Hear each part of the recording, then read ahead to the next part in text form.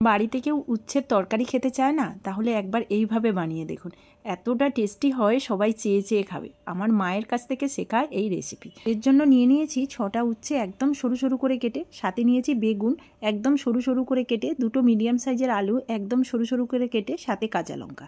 আর এদিকে নিয়েছি মাছের তেল, সর্ষে নিয়েছি, সর্ষেটা বেটে নেব, হলুদ গুঁড়ো, লঙ্কার গুঁড়ো, শুকনো লঙ্কা আর পাঁচফোড়ন।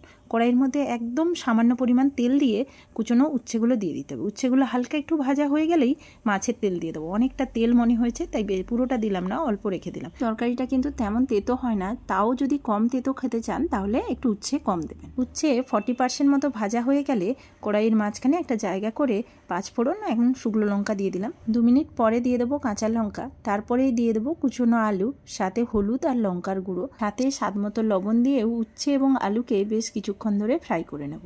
মাঝখানে ঢাকনা দিয়ে রাখতে হবে যাতে আলুগুলো ভালো সেদ্ধ হয়। এদিকে সর্ষেকে একদম মিহি করে বেটে নেব, অনেকটা সর্ষে হয়ে গেছে তাই একটু কমিয়ে দিলাম। এদিকে কড়াইয়ের ঢাকনা খুলে সরু করে কেটে রাখা বেগুনগুলো দিয়ে দেবো। বেগুনগুলো দিয়ে বেশ কিছুক্ষণ নাড়াচাড়া করে আবারও ঢাকনা দিয়ে দেবো।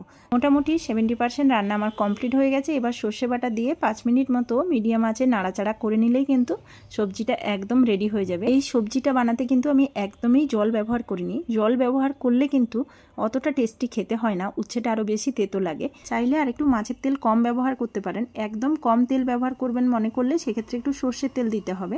আমি কিন্তু এক্ষেত্রে কোনো তেল ব্যবহার করিনি। আর জল যদি প্রয়োজন হয় একদম সামান্য পরিমাণ দেবেন, তাহলে কিন্তু তরকারিটা খুব টেস্টি খেতে হয়। আপনাদের রেসিপিটি কেমন লেগেছে অবশ্যই কমেন্ট করে জানাবেন। ভালো লাগলে লাইক করবেন, চ্যানেলটি সাবস্ক্রাইব করে পাশে থাকবেন।